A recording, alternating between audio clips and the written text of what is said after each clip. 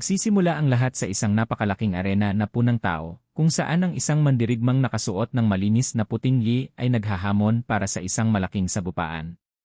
Ibinaba ng referee ang kanyang kamay, senyales na opisyal nang nagsimula ang laban. Walang pag-aaksaya ng oras, nagsimula ang sagupaan sa isang kidlat na bilis ng banggaan ng dalawang magkalaban. Ang mandirigmang si Dorian ay sumugod ng buong lakas at agad na sinubukang lampasan ang guard ng kanyang kalaban. Nang makakita ng pagkakataon, madali niyang nabakteke ang kanyang katunggali na parang walang kahirap-hirap. Inayos ng kampiyon ang kanyang posisyon para sa pagtatapos, nakahuli ng matibay na kapit sa tela ng ng kanyang kalaban. Sa ganap na kontrol sa sitwasyon, pinilit niya ang pagsuko at nakamit ang malaking panalo. Nabaliw ang mga manonood, pinupuri ang halimaw ng jiu-jitsu na kakakuha lang ng kanyang ika-8 kampyonato ng sunod-sunod. Itinaas ni Doran ang kanyang mga braso ng buong sigla, ipinagmamalaki ang kanyang mga gintong medalya sa rurok ng kanyang karera. Bigla, dumating ang isang reporter na talagang namangha sa di pangkaraniwang tagumpay ng kauna-unahang atletang Asyano na nanalo ng sunod-sunod ng ganoon karaming beses, at sinubukang alamin ang kanyang lihim. Kalmado lang, paliwanag ng kampiyon, walang shortcut. Pinagtiisan niya lang at hinarap ang pagod araw-araw. Pero agad siyang nagbigay ng pahiwatig, na nagsasabing kung magpapatuloy lang ang isang tao sa pagsusumikap ng ganoon, maaaring magbago ang lahat. Ang pandaigdigang kampiyon, na lubos na nangibabaw sa kompetisyon bago magretiro, ay naging isang tunay na alamat. Namatay rin ang Grandmaster makalipas ang ilang panahon. Maraming tao ang nagtipon sa libing upang magbigay ng kanilang huling paggalang sa kilalang mandirigma. Isang batang lalaki na si Jay Chilmin ang nakamasid sa memorial na tila lubos na pagod. Pinagmamasdan niya ang mga taong nagbibigay pugay mula sa malayo, na tila lubos na hiwalay sa iba. Biglang lumapad ang mga mata ng bata nang mapansin niya ang isang seryosong glitch sa silid. Habang sinisiyasat ang eksena, nakatitig ang batang lalaki sa pila ng mga taong nagpapasamba sa altar. Makalipas ang ilang sandali, lumipat ang eksena sa isang magulong silid na binabaha ng sikat ng araw. Pag-aari ito ni Chilmin at puno ng iba't ibang kalat, kabilang ang isang picture frame na nakapatong sa tabi ng kanyang kama. Bigla, nabasag ang pinto ng isang babae na sumisigaw sa bata na bumangon na. Galit na galit ang kanyang nanay at sobrang inis, nagrereklamo sa anak niyang babae na siya pa ang kailangang magising sa kanya. Wala siyang pasensya, kaya mariing inayos ang magulong kumot. Itinuro niya ang daliri at sinabihan ang bata na magmadali para hindi siya mahuli sa paaralan. Nanatili sa kama, mukhang lubos na napagod sa araw-araw na gawain. Nakatingin sa salamin, kalmado. Iniisip ni Min sa sarili na isa lamang siyang karaniwang estudyante o baka mas hindi pa siya napapansin kaysa karaniwan. Ngunit agad niyang inamin na may isang bagay na talaga namang nagpapakaiba sa kanya sa lahat. Habang nakatayo roon sa sarili niyang silid, naramdaman ng binata ang isang sobrang kakaibang presensya sa tabi niya. Ang spooky phantom ay basta-basta lang lumulutang sa tabi ng kanyang bintana. Ibinunyag ng bata na ang kanyang kakaiba ay nakikita niya ang mga multo araw-araw nang parang walang nangyayari. Bigla, lumingon ang multo at tinitigan ang bata sa sobrang nakakatakot na paraan. Natakot sa reaksyon ng nilalang, agad siyang lumingon, pilit na kalmado. Inisip ni Cholmin na mas mabuting ipagpatuloy na lang ang buhay niya at magkunwaring wala siyang napapansin. Itinago niya ang maliit niyang lihim, kinuha ang backpack mula sa kama at naghanda para sa isa na namang nakakapagod na araw. Siya ay 100% na sigurado na kapag nalaman ng iba ang kanyang kakayahan, magiging isang malaking sakit ng ulo ang buhay niya. Pagpasok niya sa kusina, tinanong siya ng nanay niya kung kakain, pero sinabi ng bata na late na siya. Nang lumingon siya, malakas siyang pinukpok ng madrasta sa likod ng ulo. Naging agresibo ang lalaki, humingi ng respeto at pinagalitan ang bata dahil sinubukan nitong umalis nang hindi bumabati sa pamilya. Hindi na lang pinansin ni Min ang nangyari at nanatili siyang tahimik habang tinatanggap ang kawalang galang. Hindi na gustong pahabain pa, sinuot ng aming NC ang kanyang sapatos para sa wakas ay makalabas na siya ng bahay. Sa likuran, tinatawag ng kanyang ina ang asawa niya dahil tinatrato nito ang bata na parang basura sa umaga pa lang. Sumagot ng matindi ang stepdad, sinabing sobra raw niyang inaalagaan ang stepson niya. Sa pasilyo ng apartment, nagrereklamo sa sarili ang binata tungkol sa madrastang palaging naghahanap ng away at sa ina na pilit lang inaayos ang lahat. Para mas lalo pang maging masahol ang buhay niya, kailangan pa niyang tiisin ang madrasta niyang kapatid na tinatrato siyang parang basura. Habang pababa sa hagdan, seryosong naiisip ng bata na mas madali yatang maglaho kaysa magpatuloy sa ganitong buhay.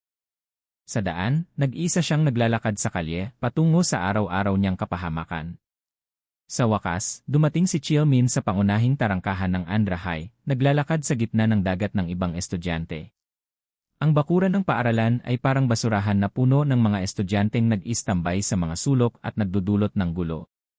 Malapit sa pasukan, isa sa mga punk ang nagpapakitang matapang at sinabihan ang isa pang estudyante na lumayas agad. Napansin ng ating NC na ang lugar kung saan siya nag-aaral ay kilala na sa buong lugar dahil sa pinakamasamang mga dahilan. Bilang isang literal na mababang uri ng paaralan, puro problemadong estudyante lang ang nandyan na gustong magsimula ng drama araw-araw. Inihahalin tulad niya ang pakiramdam sa mga ligaw na hayop na naghahanap ng madaling biktima. Pero ipinaliwanag ng lalaki na may paraan para makaligtas sa food chain na ito, basta kaswal na iwasan ang mga sipa at suntok. Biglang lumapit ang isang nang-aapi na mukhang agresibo at tinanong kung tinitigan siya ng binata. Pinapanatili ni Chiel ang perpektong poker face at itinanggi ito, pilit na iniiwasan ang away sa anumang paraan. Biglang may dumaan na kakilala at binati siya gamit ang maling pangalan, na napilitan ang bida nating i-correct ng awkward. Habang naglalakad sa pasilyo ng Grammy, naisip ng binata na ang pagiging walang presensya at madaling makalimutan ay malaking kalamangan dito. Sa unahan, may grupo ng mga babae na dumaraan na nagrereklamo na bored sila, at may isa sa kanila na may hawak na instrumentong pangtugtugin. Ang leader ng munting grupo ay mukhang inis na wala talaga silang magawa sa paaralan. Mukhang sobrang sarado sa pakikisama. Tumahimik. Dumeran si Min sa tabi ng mga babaeng mahigpit na nakahawak sa mga strap ng backpack niya. Tumawa ang isa sa kanila at nagbiro na siguradong may crush ang talunan sa kaibigan nila. Hindi pinansin ng pinuno ng grupo ang pang-insulto at sinabihan ang kaibigan niyang tumahimik na. Sa wakas, nakarating na rin ang estudyante sa pintuan ng silid-aralan niya. Pagsulod niya, ang umaga ng batang hindi nila maaabot ay palaging sinusunod ang parehong kakilakilabot na rutina. Hindi na nag-aksaya ng oras, inabot ng bata ang merienda at juice box sa isa sa mga nang-aapi sa klase. Literal na nagsisimula ang araw-araw niyang paghihirap sa paaralan sa pagbabayad ng toll para hindi palalo siyang tratuhin ng mas masahol. Bilang papuri sa pagkain, agad namang nagbigay ng bagong utos ang bully, sinabing i-level up niya ang gaming account niya bago matapos ang linggo. Tumango na lang si Chielmin at tinanggap ang quest nang walang kahit anong pagtutol. Pumunta siya sa likod ng silid at bumuntong hininga, alam na niya kung ano ang naghihintay sa kanya. Ang tanging gantimpala na nakukuha niya sa lahat ng sapilitang paggawa ay hindi kailanman nagbabago. Ang drawer ng mesa ng bida ay punong-puno ng iba't ibang basura. Pinag-iinsulto pa ang sitwasyon, inutusan ng palaban ang bida na linisin ang mesa habang lubos siyang pinapahiya sa harap ng lahat. May ilang kaklase pang sumali sa pang-insulto at tumawa, sinasabing sinadya raw ng kanyang mga magulang ang pangalan niya dahil siya ay walang silbi. Pinili ng binata ang tahimik na daan at nagpa siyang hindi sumagot, iniisip na mas mabilis matatapos kung hindi niya sila pansinin. Nang walang babala, may ibinuhos na puting likido sa ulo ng bida, na nagdulot ng kalat sa buong katawan niya at ikinabahala siya. Mukhang naiinis, itinaas ng blonde na nang-aapi ang isang walang laman na karton at nagreklamo sa kaibigan niya na sadyang mali ang ipinadala sa kanya. Babad sa kalat, sa isip ni Chielmin Jama, tinatanggap niyang opisyal nang nagsimula ang kanyang pang-araw-araw na bangungot sa paaralan. Dahan-dahang tumutulo ang likido sa upuan ng bata, tanda ng isa na namang magaspang na araw. Samantala, sa labas mismo ng pangunahing tarangkahan, huminto ang isang dalaga sa harap ng karatulang Andhra High School. Punong-puno ng enerhiya, nakatingin siya pataas sa gusali, sobrang sabik, binanggit na dito raw siya magkakaroon ng mga leksyon mula sa isang propesor. Bigla, naalala niya ang isang pamilyar na boses na nagtatanong kung tumakas na naman siya sa bahay. Sa alaala niya, lumitaw ang imahe ng ilang lalaki na nagmumura sa isang eskinita, nagrereklamo tungkol sa kanilang mga nanay. Inalis niya ang flashback at lumapit ang dalaga sa ilang estudyante sa bakuran at magalang na tinanong kung saan ang silid pahingahan ng mga guro. Papasok sa opisina ng punong guro, binabalaan siya nito na medyo matitigas ang mga estudyante rito at baka kailanganin ng kaunting panahon para masanay. Sobrang masigasig, yumuko ng sobra ang bagong guro at nangako na ibibigay niya ang kanyang pinakamahusay. Upang pakalmahin siya, hiniling ng mas nakatatandang lalaki na mag-relax siya at sinabing hindi kailangang maging masyadong formal. Ngunit agad na naging seryoso ang kanyang tono nang paalalahanan niya siyang iulat agad ang anumang problema at huwag kailanman gumawa ng matinding hakbang. Medyo nalilito ang babae sa babala, hindi niya lubos na naintindihan kung ano ang ibig niyang sabihin. Bigla, sumabog ang isang bola ng soccer sa bintana at pumasok sa silid na ikinabahala ng husto ang guro. Sa pamamagitan ng nabasag na salamin, sumigaw ang isa sa mga walang hiya na estudyante mula sa bakuran na hinihiling na ibalik ng matanda ang bola.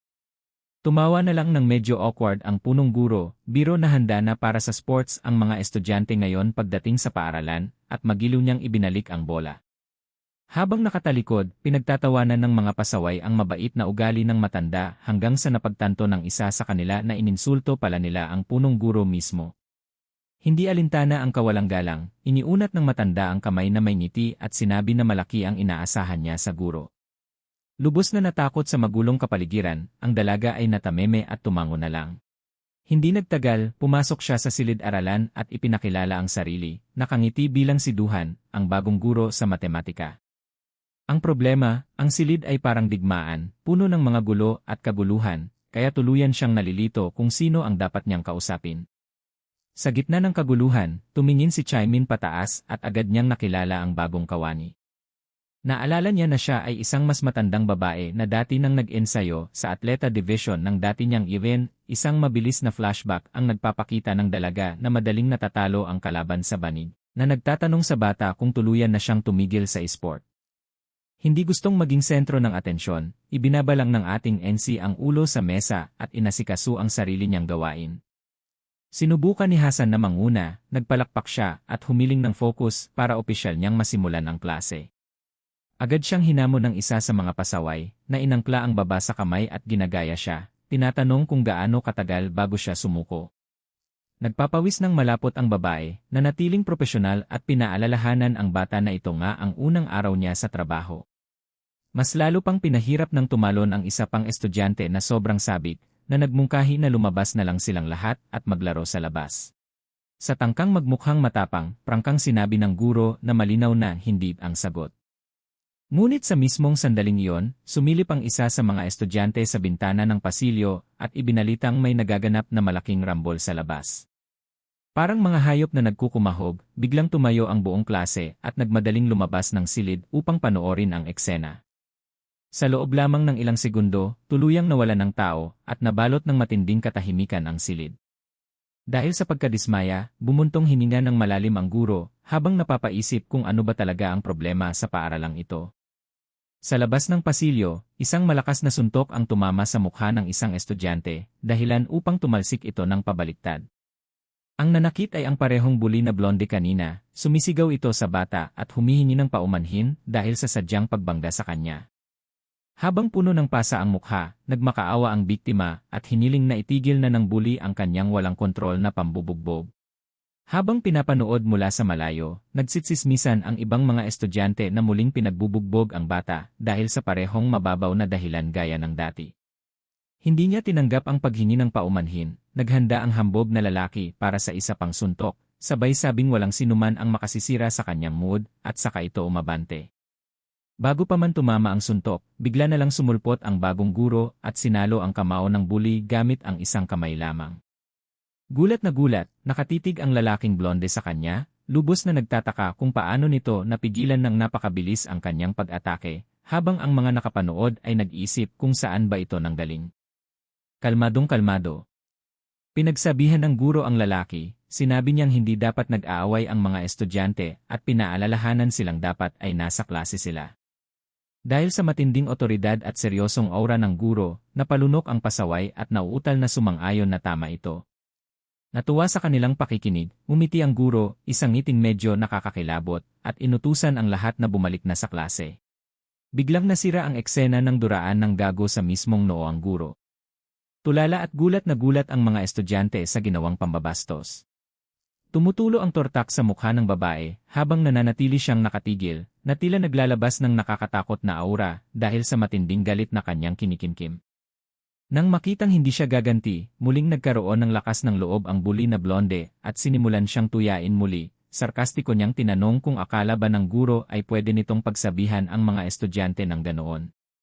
Nanginginig sa galit, mahigpit na ikinuyom ni Hasan ang kanyang kamao, habang umaalingaw sa kanyang isipan ang boses ng kanyang dating guro na nagpapaalala sa kanya. Ipinapakita sa flashback ang coach na mahigpit siyang pinagsasabihan, at iginigiit na tuparin niya ang pangakong hindi siya magsisimula ng gulo sa labas ng mat dahil hindi niya matanggap ang sermon. Sumagot ng pasigaw ang kanyang mas batang sarili, at iginiit na ang kabilang lalaki ang nagsimula ng lahat. Habang itinuturo ang isang patpat sa kanya, nagbabala ang matandang guro na hindi katanggap-tanggap ang pagdulot ng matinding pinsala sa kalaban at nagbanta ng malupit na parusa sakaling magkamali siyang muli.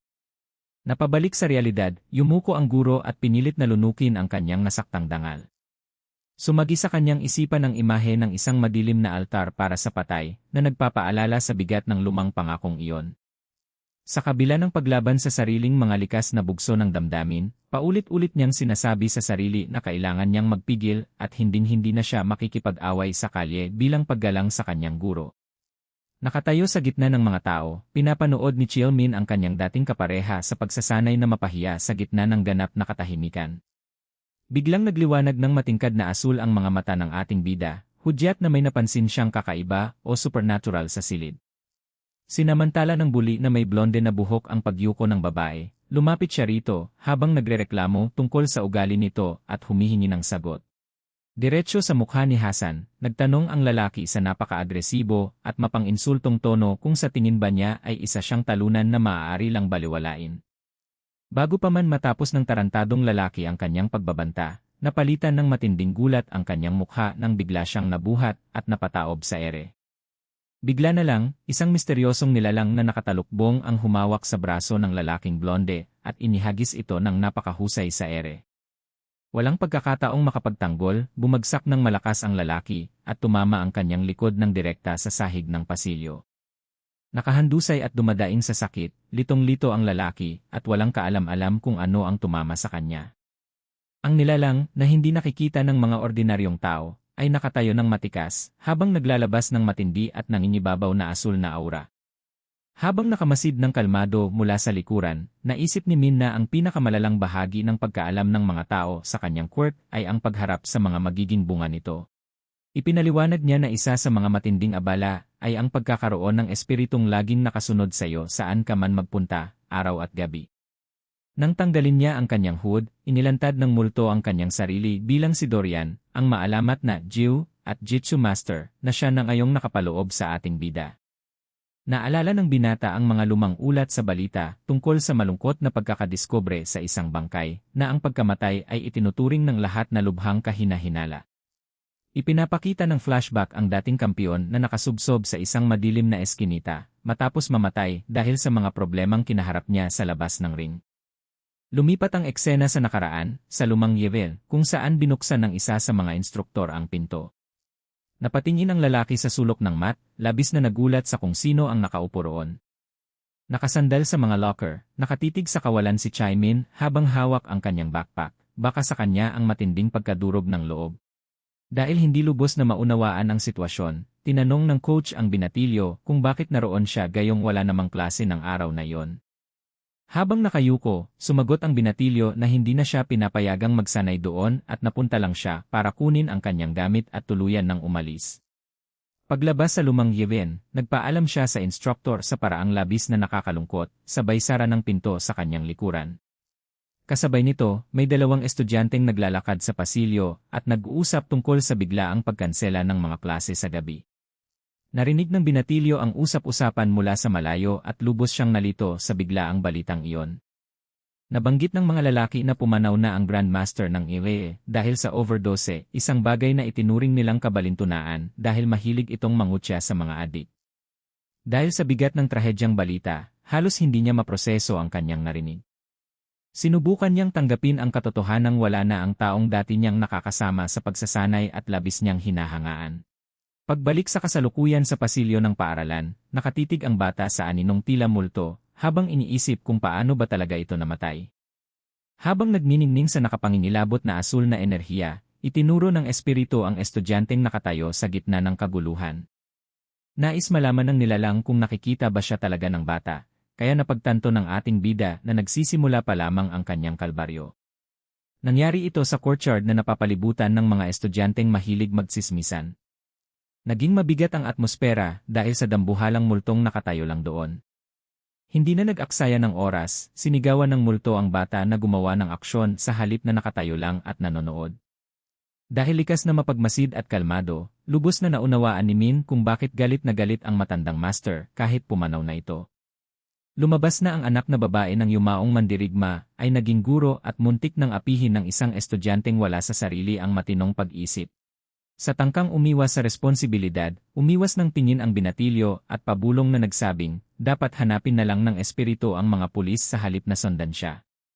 Dahil sa inis sa kaduwagan ng bata, lumapit ng husto si Doran sa mukha nito at nangakong siya ang sasalo sa sisi kung ititigil ng bata ang away, bagay na nagpatigil sa estudyante at nagpatahimik dito ng tuluyan. Nang mapagtantong hindi talaga kikilos ang bata, bumuntong hininga ang matandang multo dahil sa pagkadismaya. Habang pinag-iisipan ang kanyang kalagayan, itinuon niya ang kanyang paningin sa misteryosong pulseras na suot niya sa kanyang pulso, at maigi niyang sinuri ang bawat detalye nito. Sa gitna ng kanyang napakalimitadong mga opsyon sa ganitong kalagayan, tila nakaisip ang multo ng isang napakadelikadong plano. Palihim na kumilos ang nilalang at dumulas patungo sa likuran ng ating bida, na abala pa rin sa pagsisikap na huwag pansinin ang mga gulo sa paaralan. Itinaas ng multo ang kanyang kamay na may mahiwagang porselas, handang isagawa agad ang kanyang nakatutuwang plano. Isang nakakabaliw na pagbabalik-tanaw ang nagpapakita na ang Grandmaster ay tumangging tumawid dahil sa palagay niya ay talagang may plano ang kanyang katapusan, na halos kalabanin na mismo ang Reaper. Dahil sa sobrang pagka-alerto ng Reaper, na-chokehold niya ito ng walang awa. Gamit ang blackout ng mga mystic beings, nagawa ng mandirigma na mapatalsik ang supernatural na bagay na yon sa sahig. Sa kasalukuyan, naisip ng champ kung paano tuwing umiilaw ang porselas na yon, may mga nakakatakot na bagay na nangyayari sa paligid niya. Walang anumang babala, iniunat niya ang kanyang braso patungo sa likod ng bata nang walang imik. Nagsimulang umilaw ang pulseras na may matinding enerhiya bago tumama sa katawan ng mga estudyante. Biglang napatigil ang multo at nakaramdam ng ibang reaksyon kaysa sa inaasahan niya, mukhang gulat na gulat.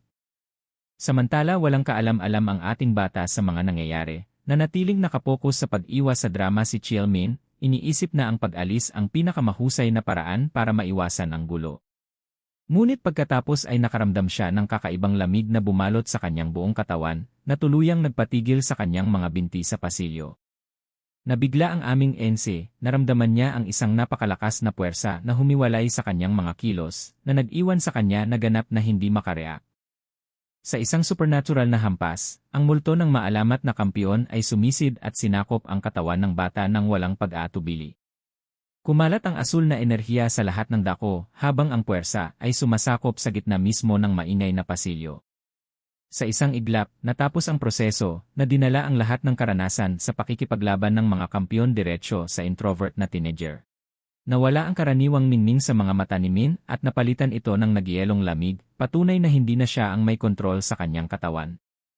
Habang kontrolado ng multo, mabilis na kumilos ang binatilyo at dinampot ang isang dark hoodie na nakapatong sa isa sa mga bakanteng mesa sa silid.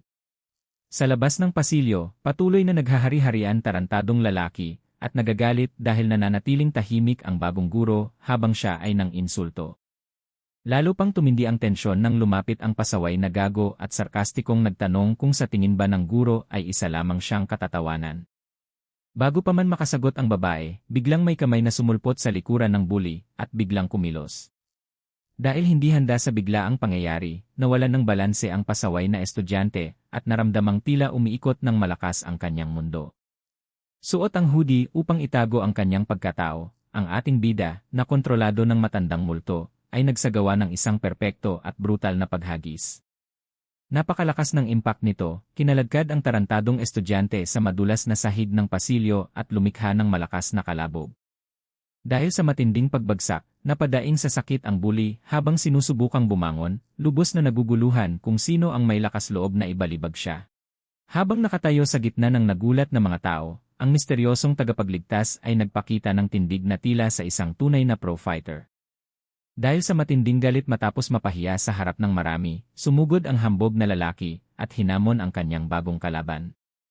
Sa kabila ng mga malinaw na babala, padalos-dalos siyang sumugod upang gumanti, nang walang kamalay-malay sa bangungot na kanyang sinusuong. Taglay ang nakapanginilabot na kahinahunan, iniwasan ng nakatalukbong na binata ang walang ingat na suntok ng kalaban sa pamamagitan lamang ng simpleng paggalaw ng ulo. Gamit ang pagkakataong dulot ng padalos-dalos na pagsugod, nagsagawa siya ng isang napakahusay na takedown, kung saan ginamit niya ang bigat mismo ng kalaban laban dito. Dahil walang pagkakataong makaiwas o makaharang, marahas na ibinagsak sa lupa ang katawan ng sumusugod ng may perpektong teknikal na husay. Lubos na nadismaya sa pagkatalo at pagkapahiya sa harap ng lahat, napakagatlabi ang binata, habang dama ang matinding kahihiyan bilang pinakamalaking talunan sa paaralan. Ngunit hindi pa roon nagtatapos ang lahat, dahil mabilis na ikinulong ng misteryosong estranghero ang lalaki sa isang mahigpit na chokehold gamit mismo ang damit nito. Biglang tumindi ang puwersa sa liig ng lalaki, dahilan upang maharang ang daloy ng hangin nito at magdulot ng matinding pagpapanik. Dahil walang magawa laban sa isang teknik na antas master, nagsimulang magdilim ang paningin ng lalaki hanggang sa tuluyan siyang mawalan ng malay. Nang matapos na ang problema, binitiwan ng ating bida ang walang malay na katawan at naupo na lamang sa ibabaw nito upang tiyaking tapos na nga ang gulo. Sa mismong sandaling iyon, tila nagkaroon ng aberya ang C-possession, at biglang nabawi ni Cholmin ang kontrol sa sarili niyang katawan. Nang mapagtanto ng binatilyo ang kakaiba at nakakagulat na sitwasyong kinalalagyan niya, nataranta siya sa kanyang isip na pagtantong napatulog niya mismo ang pinakamatinding bully sa paaralan. Ang dumaraming bilang ng mga usiserong estudyante ay nanonood ng walang imik, hindi maunawaan kung paano nagawa iyon ng isang misteryosong estudyante. Maging si Teacher Haan ay namangha at nagulat sa kalinisan at katumpakan ng mga galaw ng nagligtas sa kanya. Bumalot ang ganap na katahimikan sa pasilyo habang sinusubukan ng lahat na iproseso sa kanilang isipan ang hindi kapanipaniwalang pagbagsak ng basagulero ng paaralan. Nang mapagtantong nawasak na ang kanyang tahimik na buhay, mabilis na tumayo ang binatilyo at humarurot palayo sa gitna ng maraming tao. Hindi na siya lumingon kahit sandali, mabilis siyang bumaba ng hagdan habang naghahanap ng ligtas na mapagtataguan at kailangan niya itong mahanap agad-agad. Matapos ang tila isang marathon na pagtakbo, huminto rin sa wakas si Chelmin sa isang bakanteng hagdanan upang habulin ang kanyang hininga. Pagkatapos ng magulong pagtakas, hinubad niya ang hoodie na ginamit niyang disgis at itinapon ito sa isang sulok, tinitiyak na walang makakakilala sa suot niya noong naganap ang labanan. Sa matinding pagkabigla at takot, hinarap niya ang espiritu at humingi ng agarang paliwanag kung ano ba talaga ang nangyari sa kanyang katawan. Nakatitig lang ang multo sa sarili nitong mga kamay, lubos na namamangha sa pakiramdam ng pagsapi sa ibang tao, at hindi man lang pinapansin ang matinding pagkataranta ng binatilyo. Dahil sa inis sa panghihimasok sa kanyang pribadong buhay, tinakpan ng ating bida ang kanyang bibig, labis siyang nasuklam at hindi matanggap ang kakaiba at hindi katanggap-tanggap na kakayahang ito. Sa kabila ng patuloy na pangamba na baka siya mahuli, maingat siyang sumilip sa kanto ng pader upang tingnan kung may sumusunod ba sa kanya. Sa dulo ng pangunahing pasilyo, nakatipon pa rin ang mga tao sa paligid ng bully na nawalan ng malay at ngayoy nagsisimula pa lamang na makabawi.